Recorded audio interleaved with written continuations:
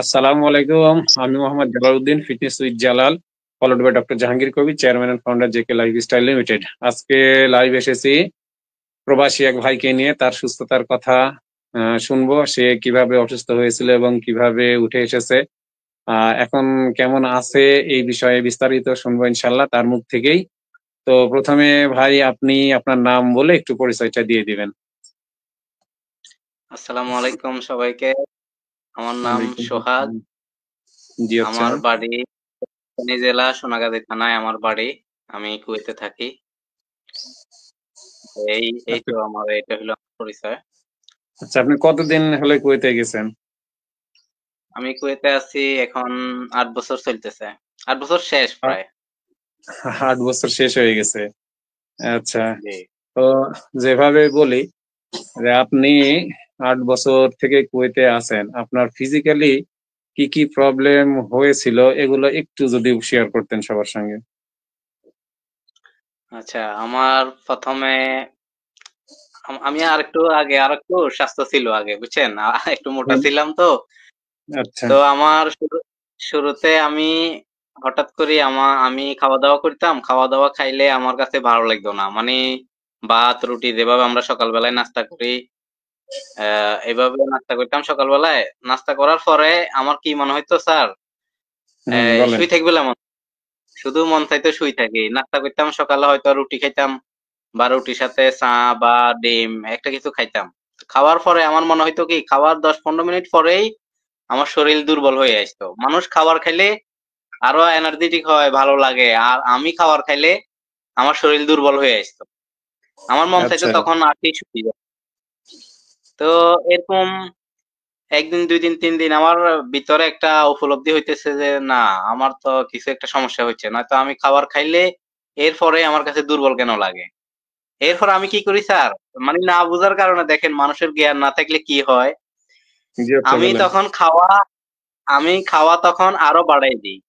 আমি কি করি তখন, ধরেন এই যে কোনো ধরনের ফল বা দুধ, হ্যাঁ, এই জাতীয় খাবার, তারপরে মানে কিছু ভিটামিনও আমি কিনে আনি যখন আমার শরীর দুর্বল লাগে। এখন তো সবাই যেটা আগে হ্যাঁ। প্রচলিত ছিল, এই শরীর দুর্বল লাগলে এগুলা খায়। তা জি আমিও জি। এভাবে করি। কি করতাম, ওই ফল ফ্রুট এগুলা খাইতাম বেশি, তারপরে রুটি টুটি মানে আরো খাবার আরো আগের থেকে আরো বাড়াই দিছি। মানে দুর্বল কেন লাগে। হুম, হুম। বুঝছেন স্যার? তো আচ্ছা পরে একদিন আমি আহ এটা সব সময়, এই দুর্বলতাটা সব সময় ছিল। আমি যখন দুপুরে খাবার খাইতাম তখনও আমি খাবার খাওয়ার পরে আসি শুই যেতাম। তো তখন যদি আবার আমারে ডিউটির জন্য কল দিত, যে কোনো কেউ, আমার মালিকেরা কল দিলে আমার কাছে বিরক্তি লাগতো, মানে আমার যাইতে মন চাইতো না। মন চাই আমি আচ্ছা। শুই আচ্ছা। থাকি, ঘুমাই, আমার মনে চাইতো না যাইতে। হ্যাঁ, তো আচ্ছা, হঠাৎ করে হ্যাঁ। এভাবে আরেকটা স্যার, আমার শরীরে কি হইতো জানেন, শরীর আমি যখন শুইতাম, শোয়ার পরে 10-15 মিনিট পরে আমার শরীরে ধরেন এই হাত পা, বিশেষ করে পা রানগুলা এমন এমন করে গিয়ে মানে একটু কামড় যেভাবে এরকম, মানে এরকম লাগতো আমার কাছে।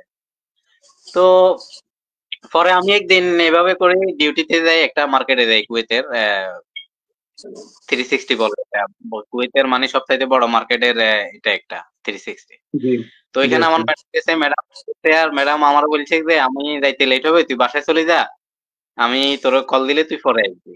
তো আমি কি করি স্যার, আমি ওই ম্যাডামকে নামাই দিয়ে আমি চলে যাই কুয়েতের আরেকটা জায়গায়, সিটি এলাকা, মুরগাব, ওইখানে চলে যাই, একটা ফার্মেসির দোকানে যাই আমি। মানে নিজে নিজে একটা মনের ভিতরে আসলো যে আমার কিছু একটা সমস্যা হচ্ছে অবশ্যই। তো একটা আচ্ছা ফার্মেসি আচ্ছা। দোকানে যাই, ফার্মেসি দোকানে যাওয়ার পরে ডায়াবেটিসটা চেক করি, প্রেশার চেক করি। তো প্রেশার নর্মাল, ডায়াবেটিস 27 প্রথম যেদিন আমি ইয়ে করি, 27? 27। আচ্ছা আচ্ছা। তো বুঝতেই পারছি মানে কি অবস্থা। এটা কিন্তু আমি আমার কাছে দুর্বলতা লাগার সাথে সাথে আমি কিন্তু ডাক্তারের কাছে যাই নাই, মানে ফার্মেসি দোকানে যাই নাই, এটা গেছি অনেকদিন পরে, অন্তত আরো ধরেন 1 মাস 2 মাস আমার কাছে এভাবে দুর্বলতাটা ফিল করতেছি, কিন্তু আমি তারপরেও ডাক্তার কাছে যাই নাই। আমি খেয়াল করছি হয়তো খাওয়া দাওয়া মানে ভিটামিন এগুলো আমার কম হইতাছে, খাওয়া দাওয়া বাড়াই।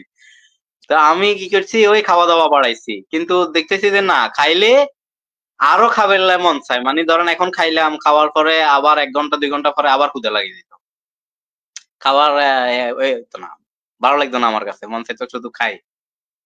হ্যাঁ, তো এইভাবে একদিন আমি বললাম যেটা সেটা, আমি একটা ফার্মেসি দোকানে যাই, দোকানে যাওয়ার পরে দেখি আমার 27 ডায়াবেটিস, প্রেশার নরমাল, প্রেশার ছিল না কিন্তু।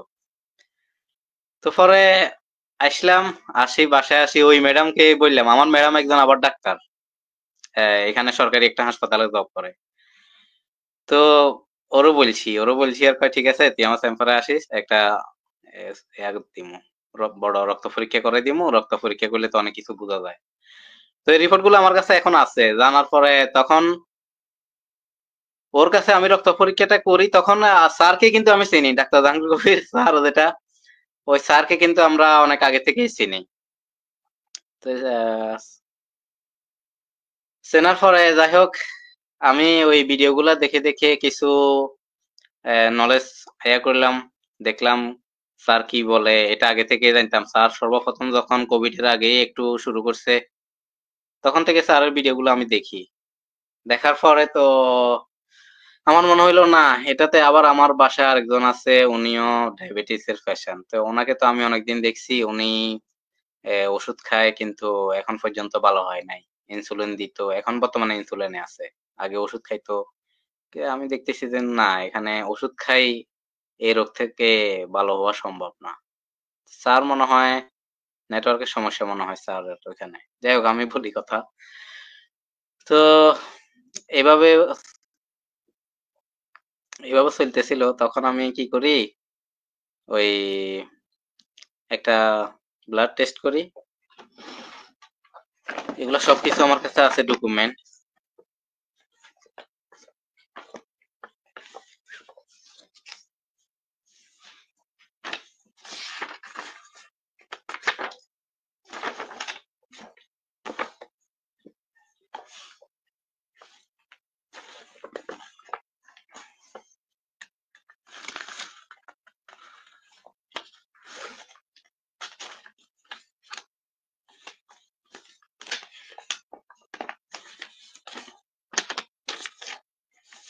স্যার আসুক, এই ফাঁকে আমি কাগজপত্রগুলো রেডি করি।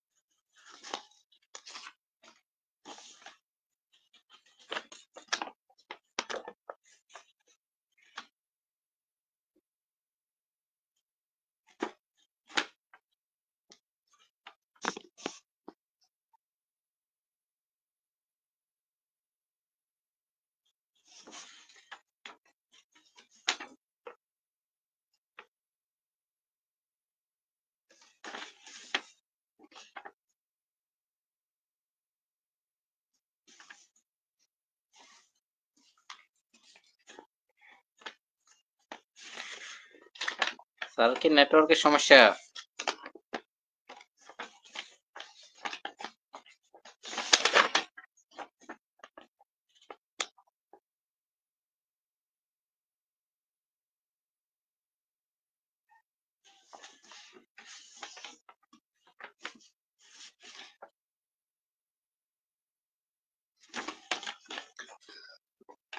ভাই অনেক প্রবলেম, আবার যাই হোক ঘুরে আসতে পারছি।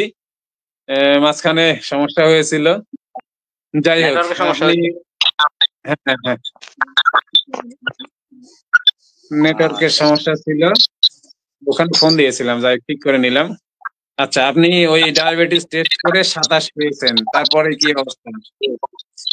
তখন আমি বাসায় চলে আসি, বাসায় চলে আসার পরে আমি আমার ম্যাডামকে বলছিলাম যে আমার এই ব্যাপার, আমার তো সুগার 27। পরে ও বললো ঠিক আছে, তুই আমার কাছে আসিস। তো ও তো ডাক্তার। পরে আমারে আহ, এগুলো আমার কাছে সব আছে কাগজপত্র। উনি আমার একটা বড় রক্ত পরীক্ষা করেছে, এখানে কিন্তু সবকিছু আছে। হ্যাঁ, পুরা ফুল ফুল মানে প্রোফাইল আর চেকআপ কি, একদম ফুল প্রোফাইল আছে কিডনির আপনার, আচ্ছা কিডনির ফাংশন হইতে লিভার ফাংশন এখানে সবকিছু করায়, এবং কি কিডনির হ্যাঁ হ্যাঁ ফাংশন সবকিছুই। তো হ্যাঁ, আচ্ছা এখন তারপরে এই রক্ত পরীক্ষাটা আবার আমি করানোর পরে আবার ডাক্তার আমার ওষুধ দিছে, ডায়াবেটিসের ওষুধ দিছে, ওষুধ এখনো আমার কাছে আছে, এগুলা আমি তখন কিছুদিন আচ্ছা আচ্ছা। খাইছি, একদম শুরুতে কিছুদিন খাইছি। তো খাওয়ার পরে স্যার ওষুধ যেগুলা দিছে স্যার, দেখেন ওষুধও আমার কাছে আছে, কোলেস্টেরলের ওষুধ। অ্যাজ ইউজুয়াল যে ওষুধগুলো দেয় তাই না? এই হ্যাঁ, ওষুধ। কোলেস্টেরল ওষুধ। হ্যাঁ, আচ্ছা হ্যাঁ। তখন তখন আমার ম্যাডামকে আমি বলছি, সাথে সাথে আমি বলছি আমার ওষুধের প্রয়োজন নাই, আমাদের দেশের একটা ডাক্তার আছে, এই, ওর সাজেশনে চললে ওষুধ লাগে না। পরে বলছে না ডাক্তারটার তুই কি নাম কি বেশি। ভাই? জি ডক্টরটার নাম কি আমাদের দেশের? জি, আমাদের তো সবাই চিনে এখন, তো আর তার বিশ্বাস করেন সে এমন একটা পজিশনে এখন আছে বাংলাদেশে, সারা বিশ্বের কাছে এখন। আহ, খুব অল্প সময়ের ভিতরে দেখবেন স্যার অনেক বড় এটার ব্যাপারে দেখবেন বড় একটা নিউজ হবে, আমি আশা করি অন্তত। আলহামদুলিল্লাহ, ইনশাল্লাহ ইনশাল্লাহ হবে ভাই, ইনশাল্লাহ। আচ্ছা হ্যাঁ, তারপরে বলেন, ডক্টর জাহাঙ্গীর কবির স্যারকে আপনি ফলো করতে শুরু করলেন।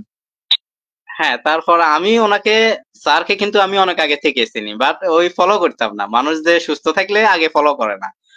এটাই তো তো আসল স্যারকে কথা ফলো ভাই, করা, হ্যাঁ। স্যারকে ফলো করে মানুষ কখন, যখন বাধ্য হই ওই সবকিছু শেষ করে আসে তখন যায় ফলো করে। তো আমার ক্ষেত্রে কিন্তু আমি শুরু থেকে, আমার যখন রোগগুলো আমি ধরা খাইছে, তখন রাত্রে স্যার আমার ঘুম হইতো না। আমি রাত্রে বাসায় আসি, শুই থাকতাম, মানে খাওয়া দাওয়া শেষ করে সঠিক টাইমে ঘুমাইতাম। আমি 10টা বাজে ঘুমাইতে চলে আসতাম, কিন্তু আমার ঘুম আসতো না। আমার ঘুম আসতে আসতে কোনো কোনো দিন রাতে 2টা 3টা, আবার আমি সকালে 5টা বাজে উঠে যাওয়া লাগবে। তখন আমার কি হইতে পারে চিন্তাটা করেন, আমার মানে লাইফটা কিভাবে কাটছে ওই সময়টা। সারা রাত 5টা ঘুম বাজে আমি নেই কিন্তু সকালে উঠা লাগে, এটা একটা বিশাল ব্যাপার। হ্যাঁ বলেন। সকালে ওই টাইমটা, যে টাইমে আমি উঠি ওই টাইমটাতে আমার মন চাইতো আমি ঘুমাই, কিন্তু রাত্রে ঘুম হইতো না। তো এইভাবে আচ্ছা আচ্ছা। চলার পরে মন মেজাজ আমার খুবই খারাপ হয়ে যায়, মানে আমার কেউ ডিউটির জন্য কল দেয়, আমার কাছে খুবই খারাপ লাগে, আমার ভালো লাগে না, বুঝছেন। আর আমি ভুলে আচ্ছা যেতাম, ভুলে যেতাম, মানে আমার সমস্যাটা কি, আমার হয়তো কিছু বলছে, আমি এটা কতক্ষণ পরে ভুলে যেতাম, ভুলে যাওয়ার প্রবণতাটা একটু বাড়ি গেছে, তখন আমি নিজেই চিন্তা করতাম। ব্রেনের ডায়াবেটিস এটা, আচ্ছা হ্যাঁ বলেন। হ্যাঁ, তার কারণ হচ্ছে আমি তো, দেখেন আমার অনেক আগে থেকেই সমস্যা, ডায়াবেটিস হয়তো অনেক আগে থেকেই শুরু হয়েছে, এখন যেটা আমরা স্যারকে জানার পরে বুঝি। তো দেখেন আগে তো জি। আমি বুঝতে পারিনি, আমার বুঝতে পারছি কখন, যখন আমার শরীরে একদম অতিরিক্ত ড্যামেজ হয়েছে। দেখেন আমার শরীর, আমি যখন খাবার খাইতাম, খাওয়ার পরে 10 মিনিট বা 15 মিনিট পরে আমার কাছে এমন একটা দুর্বলতা আসতো, আমার মন থেকে তখন আমি শুই যাই। হ্যাঁ, তখন আমি শুই থাকি, আর শোয়ার পরে, শোয়ার 10 মিনিট পরে কি হইতো স্যার, আমার হাত পা গুলা রানগুলা এভাবে এভাবে মানে করতো, কামড়াইতো মনে হয় খিচাই। এরকম, খিসাইতো। তো আমার কাছে কোনো রকমে ভালো ফিল করতাম না, তখন আমি কি করি, ওই তো ওষুধ দিছে ম্যাডামে, এখন ম্যাডাম কয় যে তুই বেশি জানাস নেই, তুই ওষুধ ডাক্তার যেভাবে কইবে এইভাবে খাওয়ানো লাগবো, হ্যাঁ তুই ডাক্তার নেই। আমি কই না আমি জানি। আচ্ছা, পরে আবার কি করুম, আমি আসি, এ, বাসায় আসছি, তারপরে হেরে সেই সময় ওই স্যাম্পারে আমি বলি এসছি যে আমি আর ওষুধ আমার লাগবো না। আমি জানি যেটা যে আগে আমার থেকে, কি করতে হবে। আগে থেকে ডক্টর হ্যাঁ, জাহাঙ্গীর কবির স্যারকে আপনি চিনেন, যে আপনি জানেন যে স্যারকে ফলো করলে আপনি ওষুধ মুক্ত জীবন যাপন করতে পারবেন। আচ্ছা হ্যাঁ, তারপরে আর একটা বিষয় হচ্ছে যেন কি, আর আমার চোখের দেখায় তো আমি অনেকে দেখতেছি যে ডায়াবেটিস এর পেশেন্ট যারা, এরা সারা জীবন ওষুধ খাইলেও এটা থেকে মানুষ সুস্থ হয় না। মুক্তি পাবেন, এটা আমার সুস্থ আগে হয়ে থেকে যায়। ধারণা আছে। হ্যাঁ হ্যাঁ, আমি আগে থেকে জানতাম, কারণ আমার তো এটা আগে থেকে অনেককে আমি দেখছি, শুধু একজন দুইজন না, অনেককে আমি দেখছি যেন কি যারা ওষুধ খায় কিন্তু মূলত সারা জীবন দেখি ওষুধ খায়। তো আমি মনে মনে চিন্তা করতাম, এটা কি একটা রোগ, কি সারা জীবন কি মানুষ ওষুধ খাইতে হবে?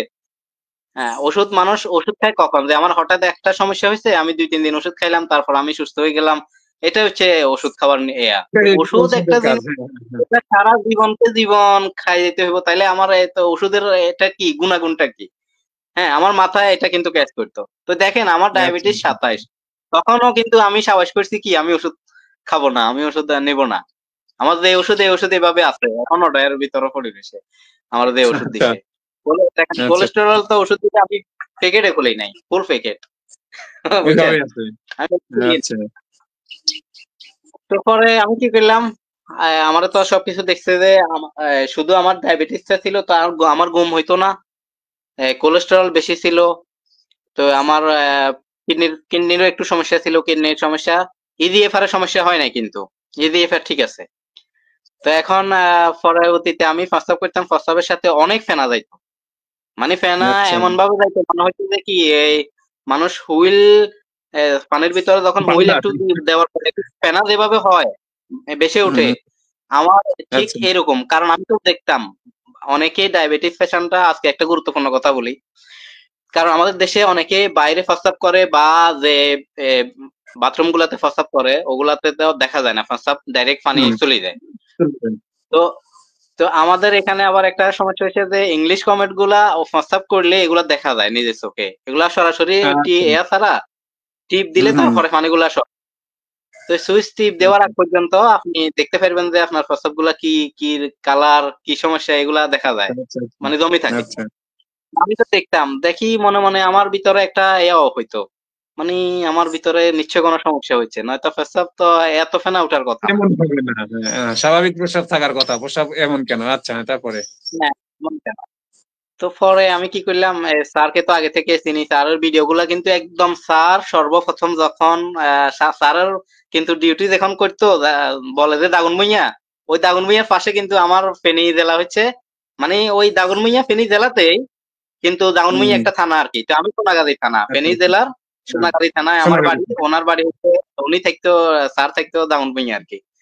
জি আচ্ছা, হ্যাঁ তো ঠিক আছে ভাই। তো তার ভিডিও গুলো আমি তখন থেকে দেখতাম ফেসবুকে, একদম যখন তার শুরু করছে।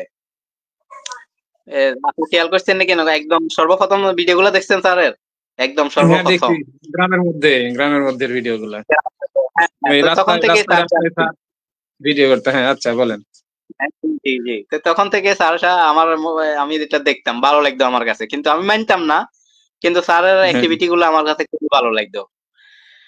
তো আচ্ছা পরে আরেকটা কথা বলি, স্যার যে তখন যে কথাগুলো বলতো আমার মাথার ভিতরে তো একটু একটু আসছে, যে স্যার বলতো যে ভাত রুটি খাইলে এগুলা সুগার আসে শরীরে, তো ওই যে আমার দুর্বলতাটা লাগতো খাবার পরে, এটা আমি ফিল করতেছি তখন থেকে, যে স্যার তো আচ্ছা দেখতেছি, মানে স্যার যে কথাগুলো বলে এটাই সত্য কথা। তো এটা মিলতেছে মানে একদম শরীরের আপনার সঙ্গে। বডির সাথে মিলে যায়, স্যার যে কথাগুলো বলে, যারা ফ্যাশন এটা তারা হুম, একমাত্র উপলব্ধি করতে পারতো। তো এখন আচ্ছা স্যারকে এখানে আরেকটা কথা বলি, স্যারকে কারা বলে জানেন, কারা বলে যে স্যার পাগল, বা যে সমস্ত একটা উপাধি দেয়, যারা সুস্থ তারা দেয়।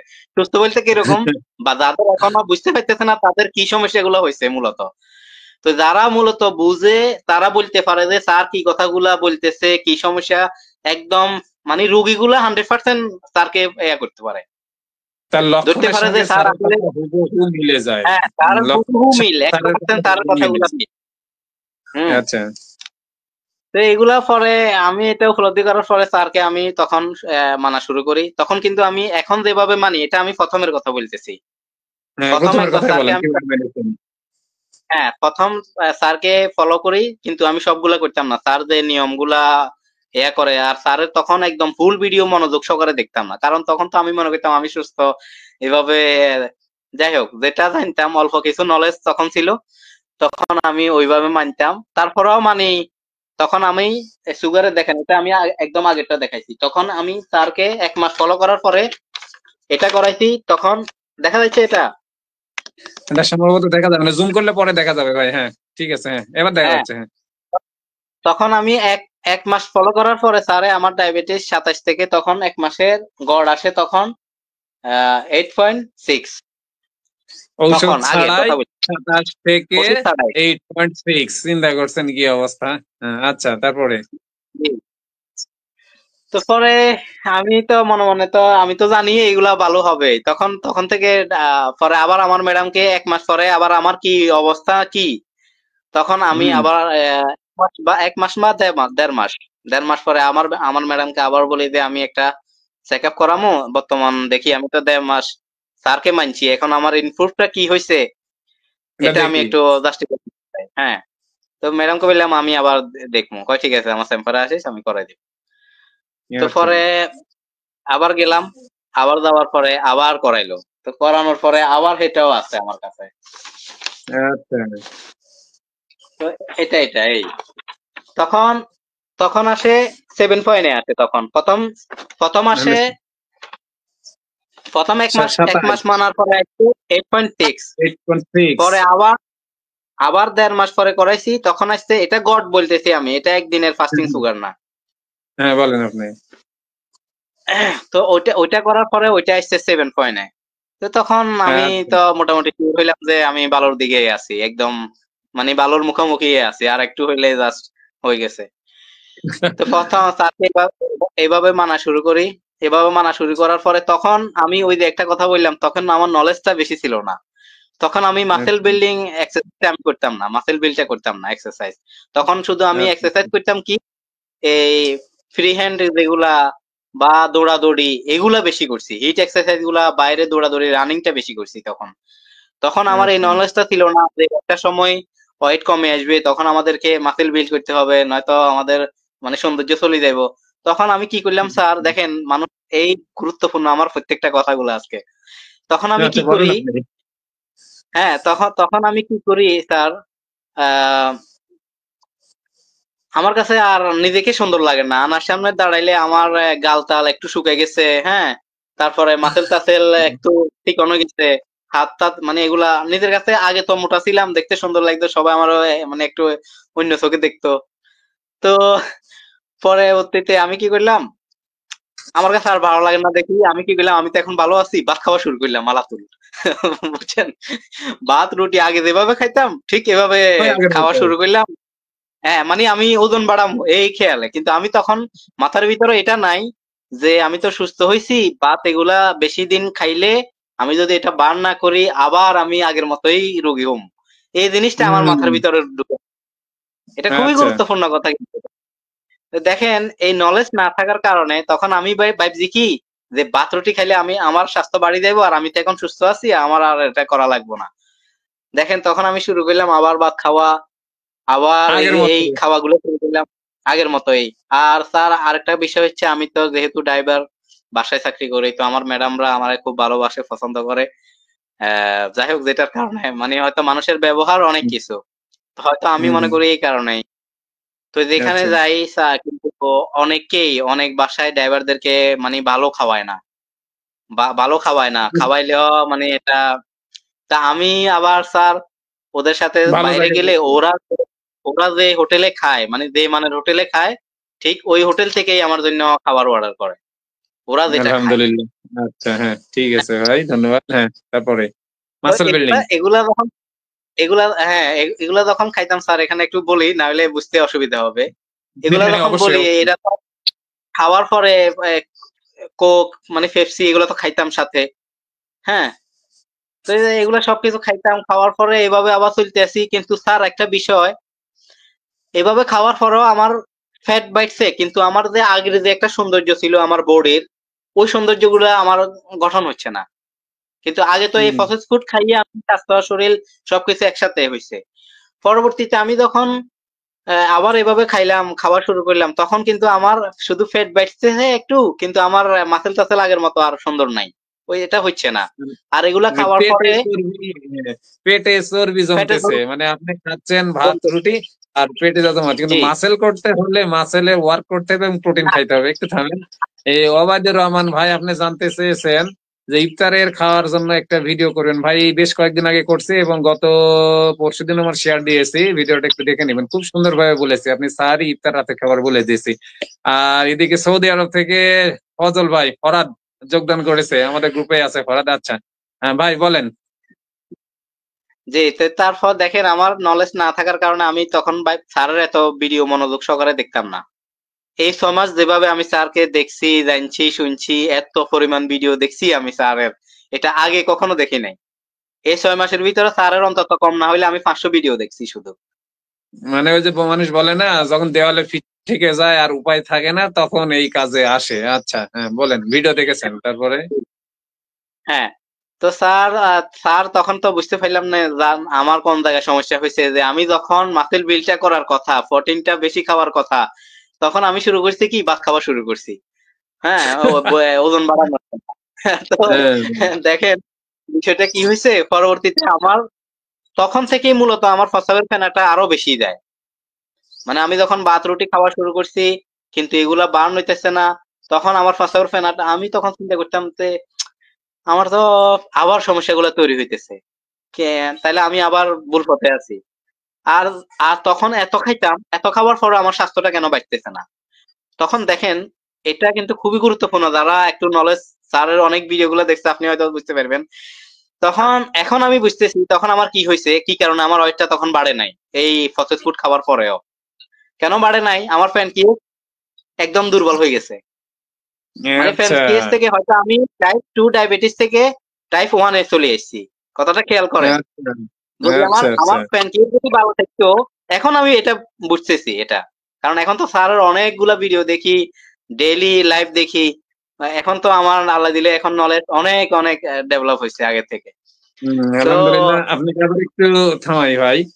তো আপনি যে কথা বললেন যে আগে নলেজ ছিল না, এখন প্রচুর ভিডিও দেখছেন এবং আপনার প্রচুর নলেজ হচ্ছে, আপনি ওইভাবে আগাচ্ছেন। এখানে অনেকেই যোগদান করতেছেন, সবাইকে ধন্যবাদ। আপনারা দেখতে থাকেন, ইনশাল্লাহ অনেক কিছু জানতে পারবেন। সোহাগ ভাই অনেক কিছু জানেন এবং কিভাবে ফিরে এসেছে, রিকভার হয়েছে, আমরা সোহাগ ভাইয়ের মুখ থেকে শুনবো। আচ্ছা, আপনি ভিডিও দেখতেছেন, জানতেছেন, এবারে আসেন। হ্যাঁ, আবার আমি এটা একটু টাইপ 2 ও টাইপ 1 বলি। আমি আগে তো টাইপ 2 ছিলাম, তখন তখন তো আমি বুঝতাম না টাইপ 2 কি টাইপ 1 কি, তখন বুঝতাম হুম, শুধু ডায়াবেটিস, তখন আমার ওই হুম, নলেজটা ছিল না।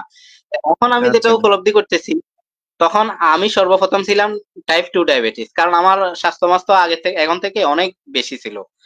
আমার গাল চাল এগুলো একদম ফুলা ছিল, মানে। তো চর্বিতে ফুলা ছিল। টাইপ 2 ছিল, তো তখন আমি যখন স্যারকে, তো প্রায় 3 মাসের মতো মানে মোটামুটি সুস্থ হয়েছি। সুস্থ হওয়ার পরে আমি ওয়েট কিভাবে বাড়ামো, এটা আমি কি করছি, ওই যে নলেজ না থাকার কারণে তখন আমি আবার ভাত খাওয়া শুরু করি, রুটি খাওয়া শুরু করি, প্রসেস ফুড। মানে ম্যাডামরা বাইরে যায়, যে কোনো জিনিস খাওয়ায়, আমি আলাতুল খাই, কোনো করি না। তো এইভাবে আগের মতো পুনরায় আগের লাইফটা আমি লিড করি। তো তখন আমার কি হয়েছে স্যার, তখন কিন্তু আমার আর ওয়েটটা ওইভাবে বাড়ে নাই, আমি যেভাবে খাওয়া দাওয়া খাইছি। তখন এখন দেখেন আমি এখন উপলব্ধি করি তখন আমার কি হইতে, ওই আমার প্যানক্রিয়াসটা দুর্বল হয়ে গেছে, দুর্বল হয়ে আর প্যানক্রিয়াস থেকে আমার ওই ইনসুলিনটা আর উৎপন্ন তেমন একটা বেশি হয় নাই। যার কারণে ইনসুলিন না থাকার কারণে আমার কি হয়েছে, আমার ওয়েটটা আর বাড়ে নাই। আমি মানে আমার স্যার দেখেন এখন কিন্তু এটাই বলে যে যারা টাইপ 2 ছিল একসময় তারা টাইপ 1 এ চলে আসে। কেন? ওই যে প্যানক্রিয়াসটার অবস্থা খারাপ হয়, এই কারণে ইনসুলিন তৈরি হয় না, তখন আবার প্যানক্রিয়াস ডাউন হয়, মানে মেটাবলিক এটা স্লো হয়ে যায়। যাই হোক, এটা ডাক্তারের বাসায় এখানে, ইয়া করে। হ্যাঁ, যে এখানে আমরা আমরা যেটা বুঝি, যখন কোষ হ্যাঁ, ওভারলোড হয়ে যায় তখন ক্রিয়াস বেশি ইনসুলিন উৎপন্ন করতে করতে একসময় তার সক্ষমতাটা কমে আসে, তখন আর একসময় ইনসুলিন তৈরি করতে পারে ক্ষমতা না, তখন হারিয়ে টাইপ ফেলে। জি, 1 জি। হয়ে যায়। ঠিক আমার আপনার বেলায় ক্ষেত্রে ঠিক এরকম ঠিক ঘটছিল। এটাই হয়েছে। যখন আমার ওয়েটটা বাড়তেছে না তখন তো আমি বুঝতেছি না আমার প্যানক্রিয়াসের সমস্যা হয়েছে, এখন বুঝতেছি। তখন তো বুঝি নাই। হ্যাঁ, তো তখন তখন আবার কি বুঝেন নাই। করলাম, তখন আমার বডিও চিকন, মানে আমার স্বাস্থ্য তেমন একটা নাই। তখনও আমার ডায়াবেটিস, খাইলে খাইলে খাওয়ার পরে বড়া ফেটে চলে আসে আপনার 18-20। আর যেদিন একটু গরুর মাংস টাংস খাই বা ভালো খাই, ওই দিন চলে আসে প্রায় 25-27 এরকম থাকে। আমার একটা আবার ভালো একটা অভ্যাস ছিল, যে আমার কাছে একটু খারাপ লাগছে আমি কি করি, ডায়াবেটিসটা চেক করি। তার কারণ আমার ম্যাডাম ডাক্তার থাকার কারণে এই জিনিসটা আমার ক্ষেত্রে অনেক খুব ভালো হয়েছে। আর আমি যেটা চেক করতাম একদম সরাসরি ল্যাবে চেক করতাম, ডাইরেক্ট মানে হ্যাঁ, ঠিক আছে। ওই ছোট ল্যাবে মেশিন গিয়ে। এগুলাতে না, ডাইরেক্ট ল্যাবে আমি চেক করাইতাম। তার কারণ আমি মানে ম্যাডামের কারণে এটা আমাকে করায় আরকি।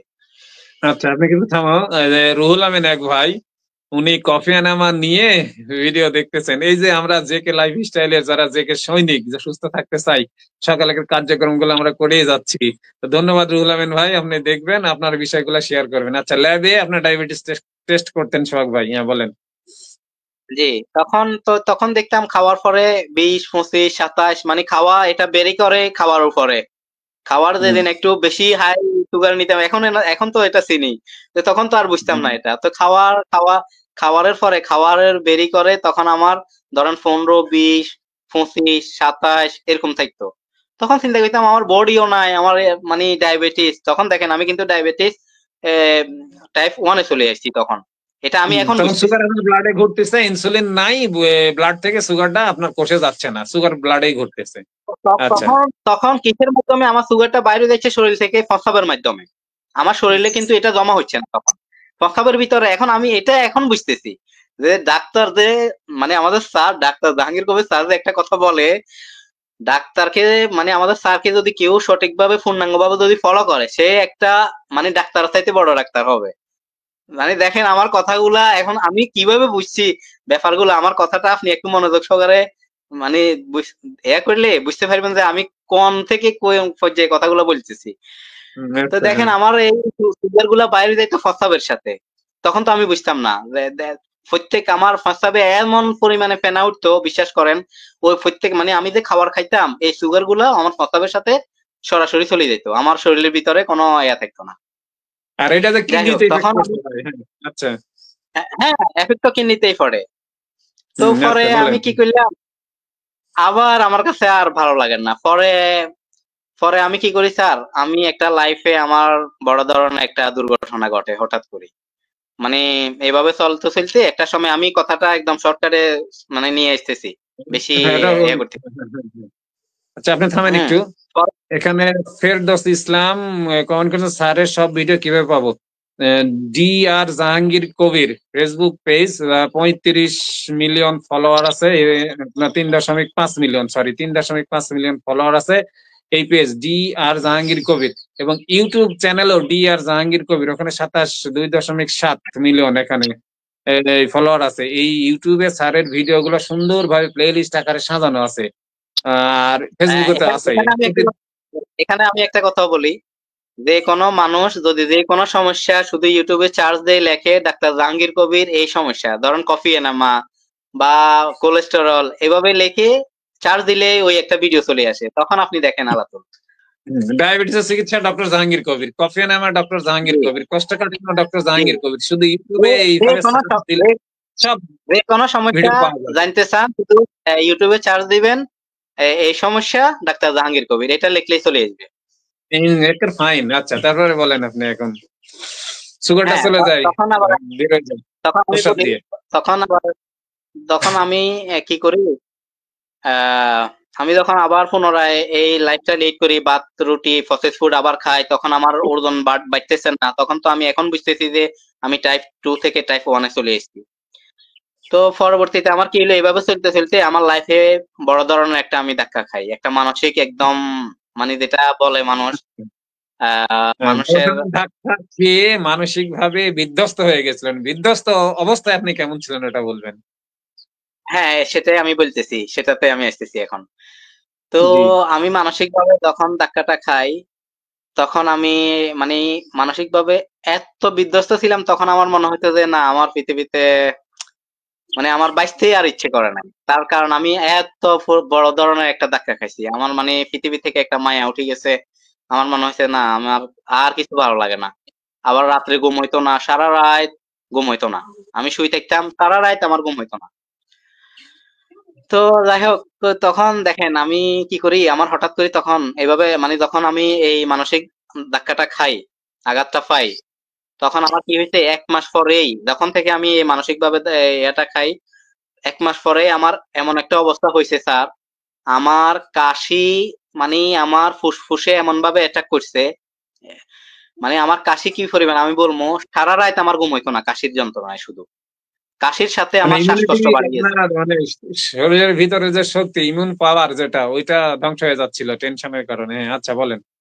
হ্যাঁ, হ্যাঁ, এটা আমি বলতেছি গত বছরের ডিসেম্বরের কথা, এই বছর না, গত জি, আচ্ছা, বছরের। বলেন। মানে এই গত যে এখন তো ফেব্রুয়ারি রানিং, এই ডিসেম্বর এটা না, এর আগের ডিসেম্বরের কথা আমি বলতেছি। 23শে ডিসেম্বরের কথা বলছেন আপনি? জি, জি, বলেন।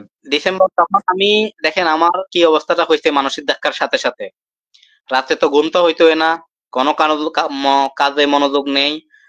তারপর মানে মেন্টালি আমি এমন একটা ডিপ্রেশনে চলে গেছি, আমার কাছে আর পৃথিবীতে মানে সার্ভাইভ করার আর ইচ্ছে আমার নাই। তো তখন তখন তো দেখেন আমার কি হয়েছে, আমার ফুসফুসে পানি জমে গেছে, এটা আমি দেশে যাই টেস্ট করি। তখন আমি কি করছি, আমার মানসিক ভাবে যখন এত যন্ত্রণা, রাত্রে ঘুম হইতো না, সারা রাত কাশি, কাশি যন্ত্রণা, আমার ঘুম, কাশির সাথে সাথে আমার ইয়া হয়েছে, শ্বাসকষ্ট বাড়ে গেছে এবারে, আমার নিঃশ্বাস নিতে কষ্ট হচ্ছে। তখন আমি এখানে আমি আর কারোরও বলি নাই, তার কারণ আমি তো তখন মানসিক ভাবে ডিপ্রেশনে চলে গেছি। যে বললাম মানসিক ভাবে আঘাত যেটা পাইছি, এটার কারণে আমি আমার আর ম্যাডামকেও বলি নাই যে আমি ডাক্তার দেখামু বা কিছু করবো না। তো পরবর্তীতে আমি নিজে নিজে কি করছি, ফার্মেসিতে যাই। ফার্মেসিতে একজন আমাকে খুব ভালো একটা সম্পর্ক আছে, ওরা আমি বিষয়টা বুঝাই বলি, বলার পরে ও আমার ওষুধ দিছে। আমি মনে হয় টানা 5-6টা সিরাপ খাইছি, কাশির, কাশি ভালো হয় নাই, বুঝছেন স্যার, শ্বাসকষ্টও ভালো হয় নাই। তখন আমি কি করি, আমার ম্যাডামকে বলি 1 মাসের জন্য। তখন দেখেন জানুয়ারি মাস, তখন আমাদেরকে ছুটি মূলত দেয় না। ডিসেম্বরের লাস্ট, ডিসেম্বরের 25 তারিখ আমি ম্যাডামকে জোরপূর্বক ভাবে আমি বলছি না আমি দেশে যাবো, মানে আমার খেয়াল হচ্ছে আমি ডাইরেক্ট ডাক্তার স্যারের ওইখানে চেম্বারে আসবো, চেম্বারে আসি, আচ্ছা আমি ফুল বডি চেকআপ টেকআপ করামো, আমার কি সমস্যা, মানে আমি আবার রিকভারি করার চেষ্টা করবো। পরে দেশে গেলাম ঠিকই, জোর করে ছুটি গেলাম, ম্যাডাম বলছে না জুন মাসে যা, জুন মাসে গেলে তুই 3 মাস থাকতে পারবি বাড়িতে। এখন মাদ্রাসা বন্ধ দিছে মাত্র 25 দিনে, তুই 25 দিনে যাই কি করবি, ভালো লাগতো না তোর কাছে, তুই একটু অপেক্ষা কর, আচ্ছা 5-6 মাস অপেক্ষা কর, জুন মাসে যা, আচ্ছা জুন মাসে গেলে 3 মাস হ্যাঁ, থাকবি। আচ্ছা জানুয়ারিতে চলে আসলেন, হ্যাঁ আচ্ছা তারপরে। আমি ডিসেম্বরের 25 তারিখে যাই, স্যারের ওখানে যাওয়ার জন্যই গেছি। তো আমি বাড়িতে আচ্ছা যাই কি করছি, একটা একটা কাজে আটকে গেছি, মানে আমি বাড়িতে যাওয়ার পরে আমার মা সবসময় বলতো শুধু, মানে আমাদের এখন বর্তমানে যেখানে বাড়ি ওইখান থেকে বাড়ি দেওয়ার চেষ্টা কয়, বাইরে একটা, মানে আমার মার খুবই একটা শখ বাইরে একটা বাড়ি করব। তো যাই হোক, আমি যাওয়ার সাথে সাথে আল্লাহরও একটা রহমত, একটা জায়গা আল্লাহর রহমতে একটা চয়েস করি। চয়েস করার পরে ওইটা কথা কথা হয়ে গেছে, হওয়া যাওয়ার পরে ওইটা নিয়ে আমি একটু ব্যস্ত হয়ে পড়ি। তো আচ্ছা, ব্যস্ত মানে হওয়ার আপনি পরে আপনার এই রোগের কথা ভুলে ওই কাজ নিয়ে ব্যস্ত হয়ে গেছেন, আচ্ছা তারপরে হ্যাঁ ওই কাজ নিয়ে ব্যস্ত হয়ে গেছি। আবার তো জানুয়ারি মাসে নির্বাচন ছিল, 24-এর হ্যাঁ হ্যাঁ, শুরুতে, আচ্ছা হ্যাঁ, আচ্ছা জানুয়ারিতে। ঠিক আছে, হ্যাঁ ওইদিকে আমরা না যায়, তো আমিও আপনি ব্যস্ত হয়েছিলেন, আমিও হ্যাঁ আচ্ছা বলেন। আমি স্যারের ওইখানে আর যাই নাই, না যাই কি করছি, আমাদের ওইখানে ফেনীতে একটা ডাক্তার দেখাইছি, একটা প্রফেসর বড়, ঢাকা আচ্ছা থেকে আসে, একটা বড় প্রফেসর দেখাইছি, খুবই অভিজ্ঞ। তো ওনাকে আচ্ছা দেখানোর পরে উনি বলছে যে তোমার উঠছে। ও স্যার, আরেকটা কথা বলি, আমার যে এত পরিমাণ কাশি, আমি এই যক্ষা টেস্ট করছি প্রথমে, সর্বপ্রথম যক্ষা টেস্ট আচ্ছা করার পরে যক্ষা, তখন তারা বলছে যক্ষাটা একটা প্রাইভেট ক্লিনিকে, ওই আমার একটা, আবার আমার স্যার আবার একটা খুব, অনেক মানুষের সাথে আমার একটা ভালো বন্ডিং আছে স্যার, মানে ডাক্তার হইতে আচ্ছা শুরু করে অনেক পরিচিত মানুষ আছে। তো হুম, ওই যক্ষা ওখানে ক্লিনিকে যে চাকরি করে, ওকে আমি বলছি যে আমার এই সমস্যা, অনেকদিন কাশি। তখন সে বলছে ঠিক আছে তুমি আসো, আমি যক্ষাটা টেস্ট করি। তো যক্ষাটা টেস্ট করাইছি, যক্ষা নাই, কিন্তু যক্ষা নাই। আচ্ছা পরে বুকে এক্সরে করাইছি, এক্সরে করানোর পরে ওই প্রফেসরের কাছে গেছি এক্সরেটা নিয়ে, মানে প্রথম একটা এক্সরে করাইছি এক্সট্রা বুকের, আচ্ছা এক্সট্রাতে হুম, এক্সরেতে বলছে যে আমার এই এতে লাংসে পানি পানি জমছে। তো উনি বলছে আপনি একটা ডাক্তার দেখান, ডাক্তার যেটা বলে ওইটা করবেন। তো দেখেন আমি বাড়িতে গেছি স্যারকে মূলত দেখানোর জন্য, পরে এখান থেকে সরিয়ে যাই, আমি গেছি একটা ডাক্তারের কাছে, ডাক্তার ওইটার কাছে আমি এই এক্সরে রিপোর্টটা নিয়ে গেছি। যাওয়ার পরে ওই প্রফেসর বলছে যে তোমার তো লাঞ্চে অনেক পানি জমে গেছে, তুমি একটা ইয়া করতে হবে, কি বলে এটা, একটা টেস্ট দিতে, এটা সিটি স্ক্যান, সিটি স্ক্যান করাইতে হবে। আচ্ছা তখন আমি নিশ্চিত হবো যে তোমার কি পজিশনে আছো, কয় এটা দেখি আমি এটা রিস্ক নিতে পারবো না, স্যার তখন ওইটা বলছে। তারপরে প্রায় 15,000 টাকার টেস্ট দিছে আমারে, 15,000 টাকার টেস্ট দিছে। তো তখন তো আমি জানি স্যার তো আমার মনের ভিতরে সবসময় আছে যে হুম আমাদের হুম স্যারকে ফলো করলে কি করতে হবে। 15,000 টাকার টেস্ট দেওয়ার পরে আমি বুঝতেছি যে আমার এক্স্যাক্টলি আমার কি কাজটা করতে হবে। আমি শুধু ডাক্তার তো টেস্ট লিখে দিছে, যখন যেখানে টেস্ট করামু ওইখানে যাই আমি বলছি যে আমারে কি কি টেস্ট দিছে এটা একটু বলেন সবগুলা। তো বলার পরে আমি বুঝছি যে না, আমার এখানে টেস্ট, এত টাকা টেস্ট করে আমার কোনো লাভ হবে না, আমার যেটা করতে হবে এটাই। তখন আমি সিদ্ধান্ত নিছি না, আমি এখান থেকে যেহেতু ছুটি কম, স্যারের ওইখানে যাওয়া সম্ভব না, আমি আবার কুয়েতে ব্যাক করিয়ে স্যারকে ফলো করা শুরু করবো। আচ্ছা তো ওইখান থেকে দেখেন আমি সরে এসেছি, ওইখান থেকে ওরা ওদের মানে যে যারা ইয়া করে হাসপাতালের, ওইখানে আমার 5-6 জনে বুঝাইছে যে ভাই আপনি করেন করেন, কি সমস্যা, আপনি চলে যাচ্ছেন কেন, আমি তাদেরকে আচ্ছা বলতেছি দেখেন আমি ফ্যামিলির সাথে ডিসকাস করে পরে আসবো, আমি এখন টাকা আনি নাই, অনেক মানে বুঝিয়ে যাই হোক শুনিয়ে তারপরে যে শুধু ওখান এখান থেকে থেকে বের আমি হয়েছেন। আচ্ছা হ্যাঁ ঠিক বের আছে হয়ে তারপরে। গেছি। তখন আমি যখন 15,000 টাকা টেস্ট দিছে তখন আমি সিদ্ধান্ত নিয়েছি না আমি এই টাকা এখানে খরচ করবো না, আমি স্যারকে ফলো করব, আমি কুয়েতে ব্যাক করিয়ে স্যারকে ফলো করা শুরু করব। অলরেডি আমি বাড়িতে আচ্ছা থাকতে কিছুদিন ফলো করা শুরু করছি। আচ্ছা আচ্ছা তো তখন তখন রাত্রে স্যার আরেকটা কথা বলি, তখন আমার ওই সমস্যাগুলো যখন চলছিল রাত্রে আমি কমপক্ষে 5-6 বার আমি বাথরুমে যেতাম প্রস্রাব করার জন্য। প্রস্রাব করার জন্য উঠতে হতো, হ্যাঁ এটা স্বাভাবিক। সুগার বেশি থাকলে ঘটনা ঘটে। হ্যাঁ তারপরে হ্যাঁ, কথা কি পরিমাণে কুয়েতে ব্যাক অস্বাভাবিক করলেন। দেখেন 5-6 বার আমি। হ্যাঁ, তো তখন দেশে থাকতে স্যারকে একটু একটু মানে ফুল মানি নাই, একটু একটু মানার ক্ষেত্রে আমার প্রস্তাবের পরিমাণটা কমে আসছে। যখন আমার আচ্ছা 5-6 বার উঠা লাগছে তখন 1-2 বার উঠতাম ওই আচ্ছা কয়দিনের ভিতরেই। পরে আমি কুয়েতে আসি, কুয়েতে আসার পরে আমি ফুল স্যারকে মানা শুরু করি। আমি আসি মন্ত শুরু থেকে দেখেন আমি কি পরিমাণে মানে স্যারকে মানার জন্য ডেডিকেট নিয়ে আসছি। আমি পকেটে ছিল এখানে 30 দিনার, মানে আমি যখন কুয়েতে ব্যাক করছি বাংলাদেশ থেকে, আমি তো বেতন টেতন নাই, টাকা নাই, তো আমি আসছি এর মন্তর ম্যাডামে কিছু টাকা দিছে, মানে হাদিয়া দিছে। তো হুম। কয় যে তুই এগুলো দিয়ে খরচ কর। আমি কি খরচ করবো 30 দিনের আমার দিতে, ওই 30 দিনের দিয়া 30 দিনের থেকে 25 দিনের দিই, মানে বাংলাদেশের প্রায় 10,000 টাকা। 10,000 টাকা দিয়ে আমি মানে ডাম্বেল টাম্বেল এগুলা সেট একটা কিনিনি অনলাইন থেকে। আচ্ছা আচ্ছা দেখেন হ্যাঁ আমি আমি শুরুতে, কারণ তখন আমি স্যারের ভিডিও দেখা অলরেডি শুরু করছি, স্যার যে কি কি কি করতে হবে। আগে তো ভুল করছি যে আমার যখন শুকিয়ে গেছি তখন আমি কি করছি যে আমার ওয়েট বাড়াতে হইলে আবার ভাত খাইতে হবে। কাজ হ্যাঁ, করতেন আচ্ছা তখন আমি হ্যাঁ। এখন তো বুঝছি যে আমার কি করতে হবে এক্স্যাক্টলি। এখন কিন্তু আমি একদম মানে কোমর বান্ধি যাকে বলে একদম প্রস্তুতি লাগিয়েছেন নিয়ে আচ্ছা। মানে। হ্যাঁ, তখন স্যারের আমি কম না হইলে এই কিছুদিনের ভিতরে আমি অনেক ভিডিও দেখা শুরু করছি, মানে সারা দিন রাত, মানে আমার যখনই আমি সময় রাইতে পাইতাম না তখন স্যারের ভিডিও। রাইতে না রাইতে না রাইতে না দিনে না, সারাদিন। রাত বলতে ঘুমানোর আগ পর্যন্ত যখনই আমি সময় পাইতাম তখনই আচ্ছা আমি হ্যাঁ স্যারের ভিডিও দেখা শুরু করছি। তখন হ্যাঁ আমি হ্যাঁ কথাটা একদম শর্টকাট বলছি। তখন আমি দেখেন আমার পকেটে আছে 30 দিনার কুয়েতের, ওই 30 দিনার থেকে 25 দিনার দিয়ে আমি ডাম্বেল সেট কিনি একটা ফুল সেট, মানে 30 কিলো। তো জি ওইটা আমি কিনি, ওইটা ব্যায়াম শুরু করি। তখন কিন্তু পুরোপুরি দেখেন স্যারকে আমি এবারে প্রথম থেকে আমি শুরু করছি যে মাসেল বিল্ড, মানে যেহেতু আমার ওয়েট কম, স্যারকে হ্যাঁ আচ্ছা মানার সাথে সাথে কারণ স্যারের অনেক ভিডিও দেখছি যে স্যার নিজে সাজেস্ট করছে যে যাদের ওয়েট কম, যারা হ্যাংলা পাতলা, তারা শুরু থেকে আপনারা মাসেল বিল্ডের থেকে নজর দিবেন, তাহলে ওই সমস্যাগুলো আর হইতো না, যে একদম মানে ইয়া হয়ে যেত, কুচকে যেত। তো আচ্ছা হ্যাঁ আচ্ছা পরবর্তীতে আমি শুরু করি, শুরু করার পরে দেখেন আমার রাত্রে ঘুম হইতো না। আমি স্যারকে এখানে আসার মানে মানার সাথে সাথেই আমার ঘুমের প্রবলেম শেষ একদিনেই। এই তো আমি কিছুদিন আগে স্যার একটা ভিডিও দিয়েছে দেখেন যে 27 বছরের ঘুমের প্রবলেম এক্সারসাইজ করে ঠিক হয়ে গেছে। হ্যাঁ বলেন আপনি হ্যাঁ আমি আমি যেটা বলছি আমি সবকিছু একসাথে ধরছি এবার।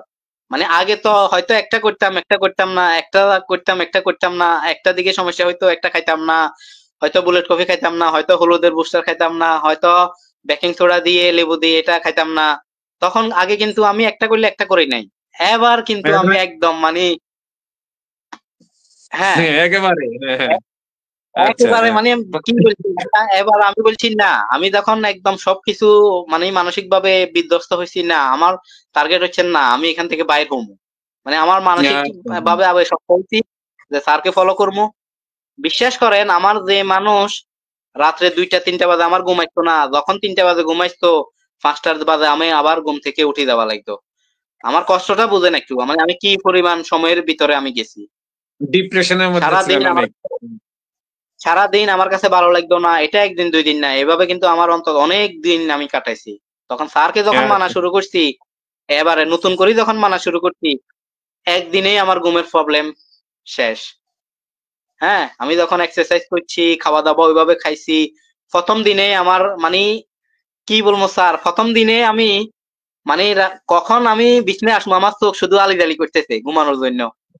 এই মানে তো তখন আসলে তো সিস্টেমটা এরকম। হ্যাঁ আচ্ছা হ্যাঁ তখন তখন মানে 10টা কেন বাজতেছে না আমার খালি মনে মনে, কারণ মাদ্রাসা চলবো, আমি 10টা বাজে শুইতে আসবো, মানে ওরা কখন ঘুমাইবো, কারণ ওরা যতক্ষণ পর্যন্ত ওরা জাগ্রত থাকে মানে কুইতিরা, ততক্ষণ পর্যন্ত আমি ঘুমাতে পারি না। তার কারণ যে কোনো কিছু লাগে, হঠাৎ করে কল একটা দে, বাইরে চলে যাওয়া লাগে। আমি হ্যাঁ, হ্যাঁ, কিন্তু আচ্ছা। তখন তখন ভাবতেছি শুধু 10টা কেন বাজে না, মানে আমার চোখ শুধু আলিদালি করতেছে ঘুমানোর জন্য, ঘুমে ডাকে।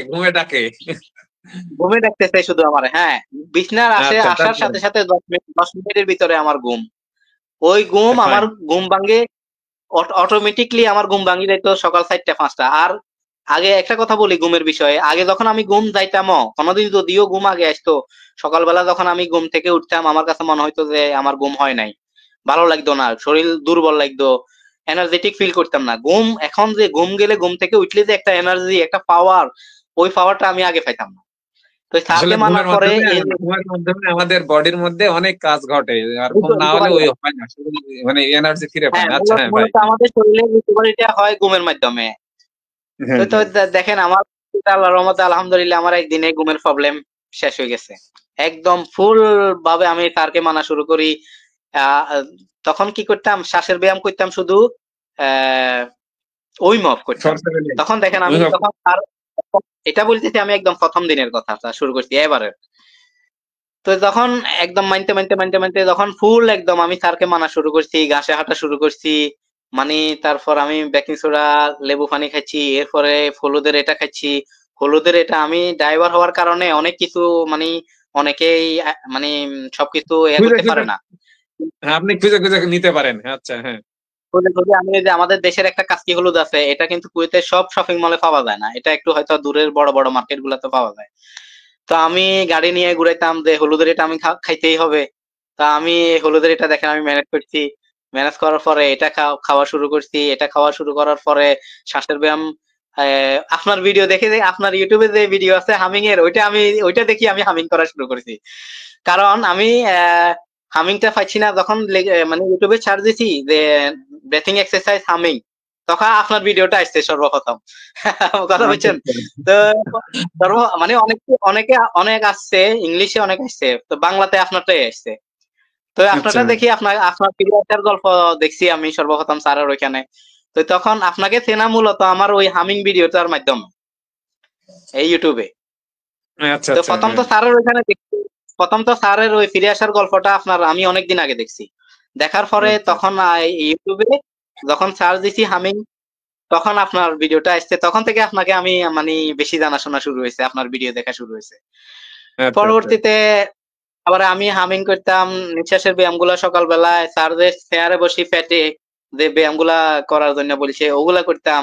হ্যাঁ, মানে অর্গান প্রত্যেকটা লাঞ্চ, মানে এগুলা আমি একদম মানে পারফেক্ট, মানে ফুল প্যাকেজ যেটা বলে। আমি শুধু দুইটা জিনিস করি নাই, কফি এনামা করি নাই, আর বরফ থেরাপি করি নাই। বরফ থেরাপিও অন্যভাবে করছি, যেহেতু এখন শীতকাল, আমার লাইনে গরম পানি ঠান্ডা পানি দুইটাই আছে।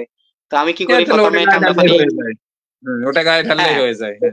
পরে পরে আচ্ছা। গরম পানি ডালি, তারপরে সাবান টাবান দিয়ে আবার ঠান্ডা পানি ডালি, আবার গরম পানি ডালি, মানে এইভাবে আমি এটা 4 বার হয়ে যায়। পানি। যার যেমন সুযোগ আসে সে তেমন করবে, আর আপনার বাইরে যদি কফি নামা করার সুযোগ না থাকে তাহলে তো সমস্যা। আপনি তো রিকভার হয়ে জি। গেছেন এইভাবে, আর যারা পারবেই না তাদের কফি নামা করতেই হবে। আচ্ছা, হ্যাঁ, তারপরে বলেন এখন এনার্জির, এখন এখন বর্তমানে এনার্জির কি অবস্থা আপনার? বর্তমান আমি বলি, আমি তো একদম স্যারকে এবার তো প্রথম থেকে আমি মাসেল এক্সারসাইজ শুরু করছি। আমি কিন্তু এখন আচ্ছা, আর আগের মতো ফ্রি হ্যান্ড এক্সারসাইজ, রানিংটা বেশি করি না, রানিংটা করছি খুবই কম। এটা করলেও আমি খুব বেশি হলে 25 থেকে 30 মিনিট রানিং করতাম, এর বেশি না। আর ফ্রি হ্যান্ড টোটালি করি নাই। আমি সর্বপ্রথম থেকে 2টা মাসেল এক্সারসাইজ করতাম, ওই 2টার সময় যেত আমার, মানে যখন আমি ফ্যাট অ্যাডাপশনটা করছি, তখন তো আমার শরীরে ফুল এনার্জি, তখন তো এনার্জির কোনো ঘাটতি নেই। তখন আমি ডেইলি 2টা মাসেল এক্সারসাইজ করতাম, তাহলে বুঝেন আমার এনার্জি লেভেলটা কই গেছে। মানে আমি ওই 2টা শেষ করতে প্রায় 1 ঘন্টা 40 মিনিট থেকে 2 ঘন্টা সময় যাইতো। তখন বুঝেন এটা কিন্তু মাসেল এক্সারসাইজ কথা বলতেছি, তখন আমার এনার্জির সম্বন্ধে আপনি একটা আইডিয়া নেন জাস্ট। হেভি একটা এনার্জি ফিরে এসেছে। আর এটা এটা কখন করতাম, এটা করতাম খাওয়ার আগে। মাসেল এক্সারসাইজটা করতাম আমি 16 ঘন্টা 15 ঘন্টা ফাস্টিং থাকার পরে, ফাস্টিং করার সকালবেলা পরে তার যখন মানে আমি, এনার্জি লেভেল অসম্ভব জায়গায় গিয়ে পৌঁছেছে ফ্যাট অ্যাডাপ্টেশন হওয়ার পরেই। হ্যাঁ হ্যাঁ, হ্যাঁ, আচ্ছা। তখন দেখেন আস্তে আস্তে আমি এমন ভাবে ইমপ্রুভ করি, তখন তো আমার ভিতরে কনফিডেন্সটা বাড়ছে, না আমি ভালো হওয়ার পথে আছি, আমার ঘুম ঠিক হয়ে গেছে। ঘুম মানে কি, ফদাও স্যার যেটা বলে, আমার ফদাও আস্তে আস্তে কমে গেছে। প্রস্রাবের ফেনা একদম অল্প পরিমাণে চলে আসছে। 4 ভাগের মানে 3 ভাগে চলে গেছে, আর 1 ভাগ আছে। তো আচ্ছা। তখন আমি তখন আমি আবার কি করি, আমার ম্যাডামকে একদিন আমি বলি, ম্যাডাম আমি তো আবার চেক আপ করতে হবে। কয় কি সমস্যা তোর? আমাকে, আমার ভিতরে যে এত বড় সমস্যা হয়েছে আমি কিন্তু আর বলি নাই কাউকে। আচ্ছা মানে আচ্ছা দেখেন আচ্ছা। আমি, আমার কিন্তু অনেক ক্ষতি হয়ে গেছে লাইফের, অনেক ড্যামেজ হয়ে গেছে, আমি মানসিক ভাবে ডিপ্রেশনে ছিলাম। আমি আমার ম্যাডামকে বলি নাই। ম্যাডাম জাস্ট আমাকে একদিন একটা কথা বলছে, কয় কি রে তোর ওয়েট কেন কমে যাচ্ছে? তুই আগে এত সুন্দর ছিলি, এত ইয়া ছিলি, তোর ওয়েট কেন এত কমে গেছে, কি সমস্যাটা কি? আমি বলতাম না, তার কারণ আমি তখন মানসিক ভাবে ডিপ্রেশন, আমার কাছে ভালো লাগতো না কিছুই। তো তখন আমি আবার যখন ভালো হওয়ার পথে স্যারকে যখন মানছি, মানার 2 মাস 3 মাস পরে, 3 মাস পরে আমি ম্যাডামকে বলছি, ম্যাডাম আমি একটা চেক আপ করাবো। ম্যাডাম বলছে ঠিক আছে আয়। তো ম্যাডাম আমি এ, মানে এয়ার নিয়ে দিছে, পেপার টেপার সব রেডি করে দিছে। রেডি করে দেওয়ার পরে আমি গেছি, একদিন বেলার দিয়ে আসছি। আমি জানি যে আমার রিপোর্ট ভালো আসবে আল্লাহর রহমতে, আমার ভিতরে একটা কনফিডেন্স যেটা। কনফিডেন্স তো তা অন্যরকম আল্লাহর রহমতে, কনফিডেন্স আছে। হ্যাঁ আল্লাহর রহমতে দেখেন আমার মানে প্রত্যেকটা রিপোর্ট তার যেটা বলে একদম নর্মাল রেঞ্জে চলে আসছে, একদম নর্মাল যেটা একেবারে প্রত্যেকটা নরমাল। রিপোর্ট। এখানে কিন্তু স্যার ইজিএফআর ও করায়, দেখেন ইজিএফআর ও আছে একদম নিচে দেখেন। আছে আছে, হ্যাঁ হ্যাঁ হ্যাঁ হ্যাঁ, আছে আছে আছে। ইজিএফআর দেখেন, ইজিএফআর ও আমার আল্লাহ দিলে এখন 112। তো আলহামদুলিল্লাহ। মানে তো মানে আপনার বডিতে এখন আর কোনো রোগ বালাই নাই, শেষ। কোনো কোনো কিছু নাই, আমি একদম টোটাল যে এখন লাস্ট এটা করছি এটাতে আমার একদম মানে আমার ম্যাডাম বলছে তোর তো আলহামদুলিল্লাহ কোনো সমস্যা নাই, তুই কেন আসছ? আমি কিন্তু যে আমার সমস্যা আগে সমস্যা ওইগুলো কিন্তু ম্যাডামকে বলি নাই। এই কারণে ম্যাডাম আমারও বলতেছে তোর তো সবকিছু ঠিক আছে, কেন আসছো? তা আমি তো জানি যে আমি কেন আসছি, আমি তো স্যারকে ফলো করি, এখন আমি কোন কন্ডিশনে আছি। তো আমি দেখেন আমার লাঞ্চ, এই বছর একটা কথা বলি, গত বছর যখন আমি কাশির জন্য, শ্বাসের কষ্টের জন্য আমি ঘুমাইতে পারতাম না, সেই মানুষ এই বছর এত শীত পড়তেছে, আমার শীত কোথায় দিয়ে যার আমি জানি না। কিছু আমার বোঝা একটা যায় না, দিনের জন্য কিছু বোঝা কাশি, যায় না। কাশি, সর্দি, জ্বর, আলহামদুলিল্লাহ একদিনের জন্য কিছু হয় বোঝা নাই। যায় না। দেখছেন? না, আর আপনি আজকে এক্সারসাইজ কেমন কুয়েতে করতে পারেন এখন? একটা কথা বলি, এখনের কথা বলি, বর্তমানে আমার কতটুকু ক্যাপাসিটি বাড়ছে এটা বলি। 60টা পুশ আপ তো আপনার জি, কাছে জি। ভিডিও পাঠাইছি। তো তো একটা তো না। এখন এখন আপনি তো এটা বুঝতে পারতেছেন, এটা আমি তো মিথ্যা মুখের কথাই বলতেছি না, আপনার কাছে ভিডিও আছে হুম, পুশ হুম, আপের। প্রয়োজন আপনি একটা হ্যাঁ, কাজ করবেন, 60টা পুশ আপ যেটা আমার সাদা গেঞ্জি গায়ে দেয়া, ওইটা আপনি ফেসবুকে আপলোড করে দিয়েন, তাইলে অনেকে ইন্সপায়ার হ্যাঁ। হবে, অনেকে ভাবতে অবশ্যই পারবো যে অবশ্যই। কতটা পর্যায়ে মানুষ গেলে কতটা এনার্জেটিক মানে এনার্জি কতটা হাই থাকলে 60টা পুশ আপ টানা দিতে পারে। পুশ-আপ এটা একটানা দিতে পারেন। টানা একটানা, এমনি তো নর্মাল তো 15টা আমি 3 সেট 4 সেট এইভাবে তো প্রত্যেক দিনে দিই ব্যায়ামের শুরুতে। কিন্তু টানা 60টা পুশ আপ এটা এত সহজ বিষয় না, কথা বুঝছেন? এটা এটা হুম, কিন্তু এত সহজ। আর একটা কথা বলি, আমি তো প্রথমে আমার স্যারকে আগে যখন মানতাম, সবকিছু যখন মানতাম না, তখন আমার গাল চাল একদম মানে সিমে যাইতো, চেহারা কালো হয়ে গেছে। আগে কিন্তু সুন্দর ছিলাম। তো পরে কিন্তু হুম। দেখুন সবকিছু না জানার কারণে এখন আমি বর্তমানে মানি আমার ফেস কেমন লাগতেছে এখন। এই যে এখন আপনি এখন যে রাইতে আসছেন, এখন দেখতে সুন্দর লাগতেছে, এখন টেপা টেপা মানে রসালোও নাই, শুকনা খটখটেও নাই। এখন দেখতে একটা সুন্দর না, ফেস আসছে। মাসেল ওয়ার্ক না করলে চেহারাটা সুন্দর হয় না। আর যারা আমরা চর্বি মানে বার্ন করে ফেলি, শরীর থেকে পানি বের করে ফেলি, চিকন হয়ে যায়, তারপরে যদি আমরা মাসেল ওয়ার্ক না করি তাহলে আমরা আর সুন্দর হতে পারবো না। এটা হচ্ছে ওখানে মানুষ গিয়ে ম্যাক্সিমাম মানুষ মানুষের ভুল হয়। স্যার ম্যাক্সিমাম মানুষের ভুল হয়, মানুষ সবকিছু একসাথে একসাথে করে না। আর স্যার যেটা ধারাবাহিক বলে এটা খায় না। স্যার যেটা বলে এটা খায় না, এটা না খাইলে শরীরে এনার্জি কোত্থেকে আসবে? এটাই হচ্ছে আমরা আসল যে কথা। এই যে দেখেন আমি আগে পানি খাইতাম, পানিটা কি লাইনের পানি। আমি লাস্ট একটা এক্সাম্পল দিই, অনেকের এই পানি থেকে রোগ হয়ে যায়। পানিতে কিচ্ছু নাই, এটা কোনো কোথায়? ভিটামিন মিনারেল এখন দেখেন আমি স্যার যে বলে পিএইচ, অনেকে জানে না পিএইচ সম্বন্ধে, এটা পিএইচ 7.5, কথা 7.5 বুঝছেন? থেকে 7.45 পর্যন্ত একটা ন্যারো রেঞ্জ থাকে। আচ্ছা, হ্যাঁ, তারপরে আমি এখন যে কোনো ব্র্যান্ডের পানি খাই, পানি 7 এর নিচে যদি পিএইচ থাকে আমি ওই পানি খাই না এখন বর্তমানে। মানে আমি পানি কেনার জন্য গেলে আগে দেখি পিএইচ কত। pH কত? দেখেন হ্যাঁ, মানুষের ঠিক নলেজ, আছে। আমি এটা কেন বলতেছি, এটা যে আমি পানি খাই ওইটার জন্য নিজেরে করতেছি না, আমি এটা মানুষকে একটা জিনিস বুঝাইবার জন্য বলতেছি যে মানুষ নলেজ যখন অর্জন করে তখন আপনি প্রত্যেকটা বিষয়ের উপরে খেয়াল রাখবেন যে আমার পানিটা কি খাচ্ছি, আমার মানে যে কোনো খাওয়ার সাথে আপনার নলেজ, নলেজ যে কত বড় একটা পাওয়ার। দেখেন নলেজ ইজ আগে আমি পাওয়ার। এটা যার খাইতাম না, নলেজ নেই তার কিচ্ছু নাই। আগে আগে আমি এমসিটি, এটা খাইতাম না। দেখেন এমসিটি তো মহা দেখছেন ঔষধ অর্গানিক, এনার্জির জন্য। হুম, হুম, হুম, হুম। অর্গানিক এটা এটা নর্মাল না, অর্গানিক এমসিটি আপনি খুঁজে নিয়েছেন, নর্মাল আপনার না। প্রয়োজন আছে তাই আপনি খুঁজে নিয়েছেন। যে বুঝবে সে খুঁজবে, যে বুঝবে না সে খুঁজবে না। আমার আমার কাছে সবকিছু আছে, দেখেন এটাও নারকেল তেল অর্গানিক, এটা কোকোনাট লিকুইড। অয়েল হইছে অর্গানিক। হ্যাঁ, আপনি দেশের বাইরে আছেন, ওখান থেকে যেভাবে পেরেছেন আপনি খুঁজে নিয়েছেন। আর যারা দেশের মধ্যে আছে আমি তাদের একেবারেই সোজা এবার খুঁজে আমি পাওয়া। যেটা বলছি, শুধু নারকেল তেল লেখছি কয় আইটেমের, 3 আইটেমের, এমসিটি ও নারকেল তেল, আবার দেখেন এটা এক্সট্রা ভার্জিন, এটা এক্সট্রা ভার্জিন। এটা পাক করা যায়, এটা দিয়ে পাক করা যায়।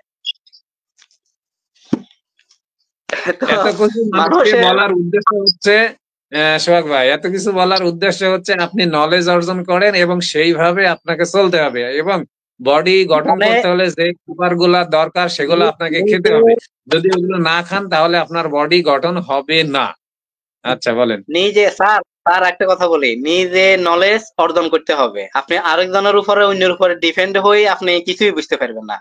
নিজে নিজে ফিল করতে হবে একটা কিছু, হ্যাঁ, তখন যে আপনি বুঝতে পারবেন। আমি যে পুশ আপ গুলো দিছি, মনে করেন এটা কিন্তু আপনি যে কোনো ইয়াং মানুষের, যারা সুস্থ সবল তাদেরকে বলতেছি, আপনি যেহেতু একটা এক্সারসাইজের সাথে আপনি অ্যাক্টিভিটির সাথে যুক্ত আছেন, আপনি একটা ইয়াং কে বলবেন, ইয়াং মানুষকে, বয়স্ক না, বলবেন যে তুমি টানা কয়টা পুশ আপ দিতে পারো তাই দেখি দাও। তা আপনি দেখবেন ওদের 30টা 35টার পরে, না, 30টা ওদের 35টার পরে যে খাবারটা বা লাইফ স্টাইলটা ঠিক নয়, যার কারণে শরীরে স্ট্রেংথ নাই, শক্তিই নাই, যার পারে না, যেটা আপনার হয়ে গেছে এখন। এখন আমি আচ্ছা। মাসেল আমি 30 কিলো দিয়ে স্কোয়াড দিই। প্রথম তো squad, normal squad, free hand squad, এটা 20টা 3 সেট বা 4 সেট। আমি আমার একটা এক্সারসাইজের কথা বলি কিভাবে করি। যেমন লেগের যেদিন করি, ওই দিন প্রথম শুরু করি, ওয়ার্ম আপ করি, ওয়ার্ম আপ করা শেষ হইলে আমি ধরেন প্রথম ফ্রি ফ্রি বডি ওয়েট যেটা, এটা দিয়ে প্রথম স্কোয়াড দিই, 20টা করি 4টা সেট, মানে 80টা হয়। 20টা করে একটু রেস্ট, 20টা করে একটু রেস্ট, 20টা করে একটু একটু রেস্ট। রেস্ট দিয়ে আসতে হয়। হ্যাঁ, আচ্ছা, হ্যাঁ, তারপরে হ্যাঁ। তারপরে শুরু করি, ধরেন ডাম্বেল একটা নিই, 10 কেজি ওয়েট, এটা দিয়ে এবারে সৌম্য স্কোয়াট, মানে হুম, এটা হুম, একটু হুম, ইয়া থাকে থাকে হুম। সৌম্য স্কোয়াট, এটা মানে ভ্যারিয়েশনটা একটু ডিফারেন্ট হয়। এটা দিয়ে করি 15টা আবার 4 সেট। এরপরে এরপরে শুধু করি লাঞ্জেস স্কোয়াট, যেটা লাঞ্জেস, এটা তো বুঝতে পারছেন, মানে পা একটারে মাটির সাথে ইয়া করি, একটা একটা করি, হুম, একবার এক পা, একবার এক হুম। পা, তারপর আরেক এটাকে পা। বলে লাঞ্জেস। হুম, ওটা আমি তো এটা যারা করি রোগা ডাম্বেল। তাদেরকে ফ্রি হ্যান্ড করাই, মানে ওয়েট না নিয়েই করাই। হ্যাঁ, আচ্ছা। হ্যাঁ, তা আমি কোনোদিন এটা ওয়েট নিয়ে করি, কোনোদিন দুই হাতে ডাম্বেল দুইটা 5 কেজি 5 কেজি 10 কেজি নিয়ে করি, কোনোদিন 7.5 15 কেজি, কোনোদিন 10 10 20 কেজি, যেদিন এনার্জির উপরে ডিপেন্ড করে। এনার্জির উপরে তো নির্ভর করে। হ্যাঁ, বডির বাচ্চা বুঝতে হবে। হ্যাঁ। তখন করি, এবারে আসি লাস্টে এটা করি 30 কিলো নিয়ে, 30 কিলো নিয়ে কাঁধে নিয়ে স্কোয়াড দিই, ফুল স্কোয়াড একদম বসিয়ে দেয়। 30 কিলো কাঁধে নিয়ে এটা 15টা 3 সেট। বুঝতে পারছেন? তো তার মানে এনার্জি তারপর লেভেল আপনার ওই মানে এমন এক জায়গায় পৌঁছেছে। এখন এখন বলেন আপনি, একটু পরে স্যারের লাইভ শুরু হবে হয়তোবা। এখন 10টা বেজতে হুম, যাচ্ছে আমাদের এখানে। এখন আপনি বলেন যে এই অবস্থায় এসে আপনি কেমন ফিল করছেন আপনার ভিতরে, মানে মানে বলবো আনন্দের কথা বলছে, আনন্দটা কেমন লাগছে আপনার এখন, এটা বলেন আপনি একটু। এখন আমার কাছে মনে হয় যে স্যার বলে মাসেল এক্সারসাইজটা সপ্তাহে 4 দিন করার জন্য বা 5 দিন করার জন্য, আমার 7 দিন যদি আমি না করি আমার ভালো লাগে না। মানে আপনি তো এক্সারসাইজটা পাঁচ এখন মাস আমার ধরে জীবনে করেন, মানে লেগ সাইড একদিন করেন, আর্ম সাইড একদিন করেন, আপনি পার্ট ধরে করেন, জানেন সমস্যা হয় না। আমি একদম আমার সিরিয়ালটা বলে দিই। ধরেন আমি একদিন একটা সিরিয়াল বলে দিই কিভাবে আমি করি।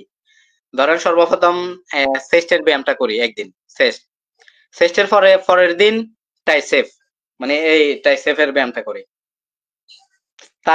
তারপরের দিন ব্যাক, 3 নম্বর দিন ব্যাকের পরের দিন বাইসেপ, বাইসেপের পরের দিন লেগের পরের দিন শোল্ডার। মানে এইভাবে আপনি একদিন পর একদিন করেন, যার কারণে প্রতিদিন এক্সারসাইজ করেন, আপনার এন্ডুরেন্স যেগুলা আসে, আপনার শরীরের ভিতরে একটা চনমনে ভাব থাকে। এক্সারসাইজ না করলে আপনি আরাম পান না। না, আমি মাঝে দিয়ে শুক্রবার রেস্ট ডে বানাইছি, মানে 6 দিন যখন করতাম, একটা দিন রেস্ট দিতাম। ওই দিনে আমি আনইজি ফিল করি, মানে যেদিন আমার রেস্ট ডে থাকে আমি কিছু করি না, আমার আনইজি ফিল করি, আমার কাছে কিছু ভালো লাগে না, আমার মুড খারাপ থাকে। আর এক্সারসাইজ যখন আমি করি সপ্তাহে 6 দিন, আমার মন মানসিকতা, আমার ভিতরেরটা, মানে আমার ভিতরের মানুষটা, আমি টোটালি এখন ডিফারেন্ট মানুষ। মানে আমি এখন বর্তমানে এই 6 মাস আমি তারকে ফলো করি, এই 6 মাসের মানুষ আর আগের মানুষ টোটালি ডিফারেন্ট। মানে আমার এখন মানসিক শক্তি এমন ভাবে বাড়ছে, আর আমার এখন কর্মদক্ষতা এমন ভাবে বাড়ছে, আমার এখন আপনি যেটা বলবেন আমি সেটা করতে প্রস্তুত। মানে আমার কর্মদক্ষতা অনেক ক্ষেত্রে বাড়ে গেছে। হ্যাঁ সোহাগ ভাই, এই যে স্যার বলেন যে আপনিই বললেন যে আগে কেউ যদি ফোন দিতে বা কাজে ডাকতো আপনার মেজাজ গরম হয়ে যেত, আর এখন আপনাকে বলছে যত কাজ দিবে আপনি তত কাজ করতে পারবেন। এখন আমি অলওয়েজ রেডি। কথা বুঝছেন? মানে আমি এখন এত শক্তিশালী। আচ্ছা, এখন শেষ আপনার কাছ থেকে একটা বিষয় জানবো যে আপনি সবাইকে কি বলবেন যারা দেশের বাইরে আছে, বাইরে থেকে যারা জেকে লাইফস্টাইল মানে, তাদের জন্য একটু শর্ট টাইমে একটু উপদেশ দিয়ে দিবেন। আমি বলবো যে আপনারা নিজের যত্ন নেন, নিজেকে কেউ ভালোবাসবে না, বিশ্বাস করেন। অন্যকে প্রায়োরিটি দেওয়ার চাইতে আমাদের প্রবাসী ভাইদের ক্ষেত্রে একটা বিষয়, আমি কিছুদিন আগে একটা ভিডিও দিচ্ছি আমার ফেসবুকে, সব প্রবাসী ভাইরা কি করে, ভাই স্যার একটা কথা বলি, সবাই কি করে নিজের যত্ন নেয় না, কিন্তু পরিবারকে এমন ভাবে প্রাধান্য দেয় বা আত্মীয় স্বজনকে, মানে তার শেষ বিন্দু দিয়ে রক্ষা করে পরিবারকে। এটার ক্ষেত্রে প্রবাসীদেরকে সেলুট। কিন্তু প্রবাসী ভাইরা নিজের যত্নটা, টেক কেয়ারটা সঠিকভাবে করে না। তো আমি বলবো ভাইরা, আগে আপনারা নিজের যত্ন নেন, নিজে কিভাবে সুস্থ থাকবেন, সুস্থ একটা লাইফ লিড করেন। আরেকটা কথা এখানে আমি না বললে না, ডাক্তার জাহাঙ্গীর কবির স্যারকে ফলো করা ছাড়া সুস্থতা অসম্ভব, একদম সোজা কথা, অসম্ভব। এটা কেন বলতেছি, যে কোনো মানুষ যারা স্যারকে ফলো করে না, তারা একটা সময় না একটা সময় যায় সাফারিং করবেই। মানে কারো 5 বছর পরে যে কোনো একটা সময় যদি আপনি সবকিছু কম্বাইন্ডে না করেন, মানে আমি ধরেন এখন শ্বাসের ব্যায়াম করি না, অন্যটা করি, আমার কিন্তু ওই শ্বাসের ব্যায়ামের এটা একটার ক্ষেত্রে একটা রিলেটিভ সবকিছু, খাওয়া দাওয়ার সাথে এক্সারসাইজ, শ্বাসের ব্যায়াম, ঘুম, হ্যাঁ, একটার সাথে একটা রিলেটিভ সবকিছু। তো এই জন্য কেন আমাদের একটা রোগ ভালো হইলে আরেকটা রোগ কেন ভালো হয়ে যায়, এই কারণেই মূলত একটার সাথে একটা সম্পর্ক। আমাদের একটা রোগ যখন শুরু হয় তখন আরেকটা রোগ প্লাস হয়, অ্যাড হয়। এখানে এই যে স্যার আপনার হোল লাইফ স্টাইলটা ঠিক করে দিচ্ছে, যার কারণে আমরা স্যারের লাইফ স্টাইল যখন মানতে পারছি তখন আরেকটা কথা বলি, যারা পুরুষ, আমরা সবাই পুরুষ, আমাদের দুনিয়াদারিতে আমাদের সুখ শান্তি একমাত্র একটা জায়গায়, পুরুষ মানুষের। সেটা তো বুঝতেই পারছেন। আমাদের পারিবারিক জীবনে আমাদের যে লাইফটা আমাদেরকে এনজয় করতে হবে। এই স্যারকে যারা ফলো করে একদম সঠিকভাবে মানে, যারা কিছু মানে না, তারা এটা ফিল করবে না। আমি জানি আমার এনার্জি লেভেল এখন কই আছে, আমি এখন কি করতে পারবো। কথা বুঝছেন স্যার? তো আপনি, আমি বলবো যে স্যারকে যারা মানেন চেষ্টা করবেন একদম সবকিছু কম্বাইন্ড সুন্দরভাবে স্যার পুরোটা মানতে। হ্যাঁ, তার একটা কথা বলবো স্যার, আমার ফেসবুকে আমি যে ভিডিও যেটা দিচ্ছি 60টা পুশ আপ, ওইটা আপনি আপনার পেজে আপলোড দিয়ে দিয়েন, তাইলে মানুষ অনুপ্রাণিত হবে, বুঝতে পারবে যে হ্যাঁ, হ্যাঁ। হুম, যে এনার্জিতে এতক্ষণ কম আপনাকে পর্যায়ে নিয়ে যায় এসেছি, মানসিক অবস্থায়। হ্যাঁ, আপনাকে নিয়ে এসেছি এই কথাগুলো বলানোর উদ্দেশ্যই হচ্ছে যে আপনাকে দেখে মানুষ ইন্সপায়ার হবে এবং এই লাইফ স্টাইল লিড করে সুস্থ সুন্দর জীবন যাপন করবে। তো আপনি এখন শুরু। আরেকটা কথা বলি, আমি যেহেতু বাসায় স্কোয়াড দিই, বাসায় মাসেল এক্সারসাইজ করি, আমি বাসায় আমার ডাম্বেল বারবেল সবকিছু আছে। তো আমি যদি হ্যাঁ, হ্যাঁ, জিমে করি, আমি এখন ওয়েট রাখার জায়গায় পাই না, আমার এখন মানে ভিতরে ফিল হচ্ছে আমি 50 কিলো দিয়ে স্কোয়াড, আমার কোনো ইনশাল্লাহ কোনো সমস্যা হবে না। এই তো, এই যে এনার্জি, তো এই বিষয়গুলো মানুষের কাছে তুলে ধরার জন্যই আপনার সঙ্গে আমার আজকের এই লাইভ দেখে অনেকে ইনশাল্লাহ ইন্সপায়ার হবে এবং উপকৃত হবে যে কিভাবে কি করতে হবে। মেন কথা হচ্ছে আমাদের নলেজ অর্জন করতে হবে এবং সেই মতো আমরা কাজ করব, কাজ হ্যাঁ, করলে আর আমরা তার এখানে ফল পাবো। ইম্পর্টেন্ট বিষয়, উইদাউট নলেজ নাথিং। কিচ্ছু হবে আপনি না। যদি আপনি নলেজ আপনাকে অর্জন করতে হবে নিজেকে। নিজে স্যার, আপনার সাথে তো আমার কন্টাক্ট হচ্ছে অনেক আগে থেকে। আপনি বলেন, আমার যে কোনো বিষয় আপনার সাথে আমি আলাপ করছি, আপনি সবকিছু বলছেন, ওকে, আপনার ভুল হচ্ছে না ভাই। কেন? আমি আপনার সাথে এড নলেজটা। করছি কেন? আবার এটাও আমি বলি, আমি জানি যে আমি সবকিছু সঠিকভাবে করতেছি, আমি জানি আমি করতেছি। তারপরও আমার মানসিকভাবে নিজেকে ইমপ্রুভ করার জন্য, নিজের ভিতরে কনফিডেন্সটা ডেভেলপ করার জন্য আমি আপনার সাথে কন্টাক্ট করি। কথা বুঝছেন স্যার আমার? তো এই কারণে বুঝতে বলবো পারছি যে মানে নলেজ, দেখো, আপনার যা নলেজ আছে তার থেকেও আরো কিছু আছে কি না আপনি নলেজের সন্ধান করেন, আপনাকে নিজেকে আরো হ্যাঁ, পরিপূর্ণ করবেন, যার কারণে আমার সঙ্গে অ্যাড হয়েছেন আপনি। আপনি যখন আপনার চাইতে জ্ঞানী একজনের সাথে পরামর্শ করবেন, আপনি যখন আপনার চাইতে জ্ঞানী একজন আপনাকে পরামর্শ দিব যে ইউ আর রাইট, হ্যাঁ, your job is very good, তখন আপনার ভিতরের কনফিডেন্সটা হাই হবে, নিজের কাছে ভালো লাগবে।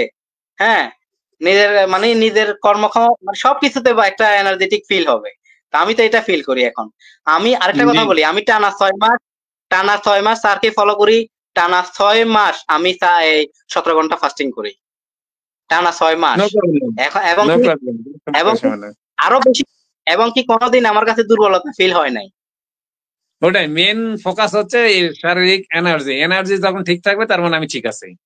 এই তাই তো। হ্যাঁ, আচ্ছা, অনেকক্ষণ এটাই। গল্প করলাম সোহাগ ভাই। আর স্যারের দর্শকরা একটু পরে স্যারের লাইভ দেখবে।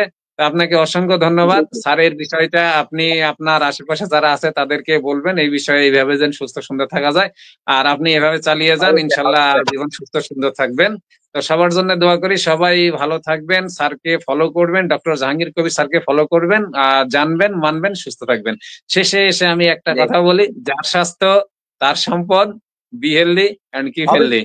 আসসালামু আলাইকুম। অবশ্যই এই জন্যই বলি, নলেজ অর্জন করেন, নিজে নিজে নলেজ অর্জন করেন। স্যারের অনেক হুম। ভিডিও দেখতে হবে, অন্তত 500-600, তাহলে মানুষের মাইন্ডে আসবে, মনের ভিতরে আসবে সবকিছু। আচ্ছা, তো ঠিক ঠিক আছে, আছে, ধন্যবাদ। ঠিক আছে, আচ্ছা, সবাইকে ভালো থাকেন। আসসালামু আলাইকুম। আল্লাহ আল্লাহ হাফেজ, আল্লাহ হাফেজ। আসসালামু আলাইকুম। ওয়ালাইকুম আসসালাম।